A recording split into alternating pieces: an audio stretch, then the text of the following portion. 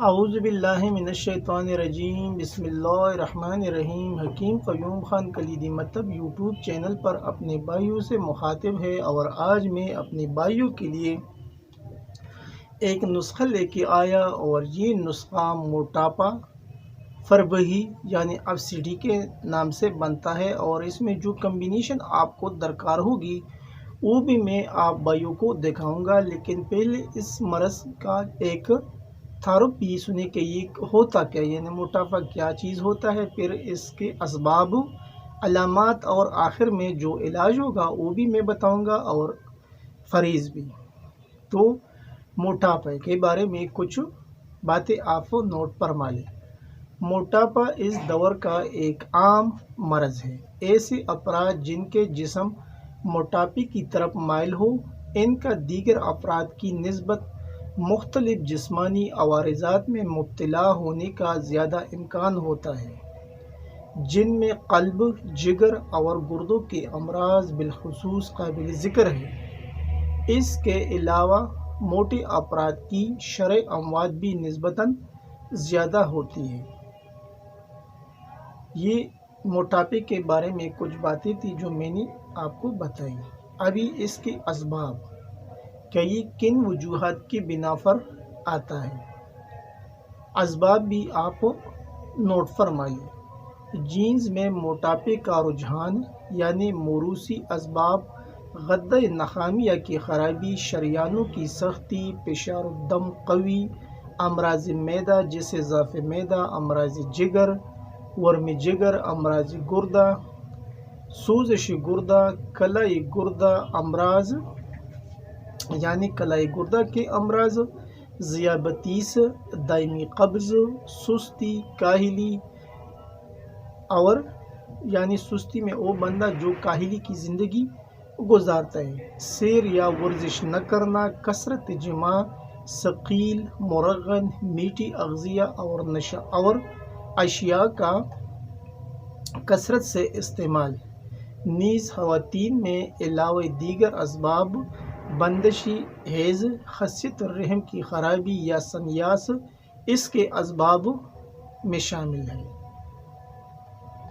ابھی اس میں جو علامات سامنے آئیں گے تو وہ بھی آپ نوٹ فرما لیں۔ مریض غیر معمولی طور پر موٹا ہو جاتا ہے، بالخصوص پشت، کندھوں اور پیٹ پر چربی زیادہ ہوتی ہے، پیٹ آگے نکل آتا ہے، مریض کو چلنے پھرنے میں دقت محسوس ہوتی ہے، چنانچہ دل اور پھیپھڑوں پر دباؤ پڑنے سے دل زور زور سے دھڑکنے لگتا ہے، اور ساتھ ہی اس کا سانس بھی پھولنے لگتا ہے۔ یہ کچھ علامات تھے، وہ بھی میں نے آپ بھائیوں کے سامنے رکھے۔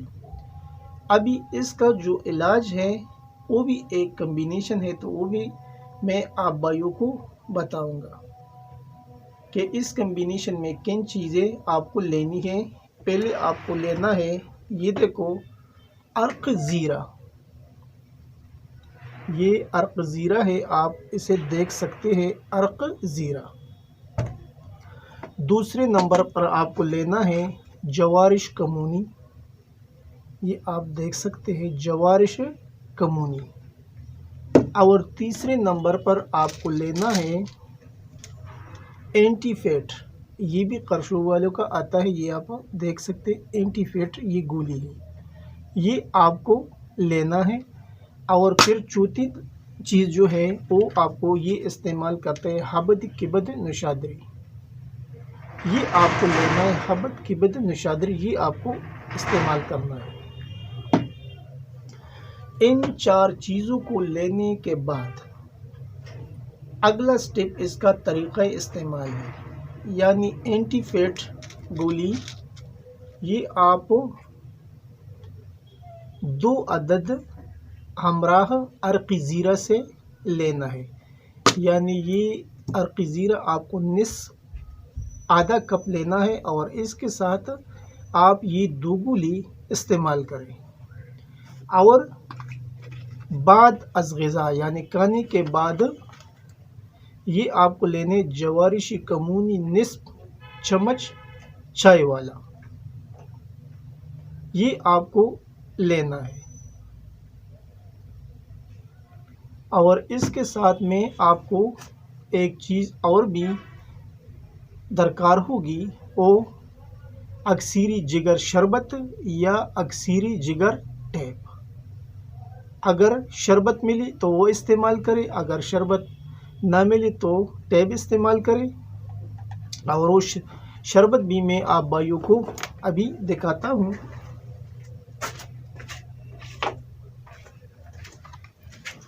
یہ اکثیری شربت، یہ آپ کو استعمال کرنا ہے۔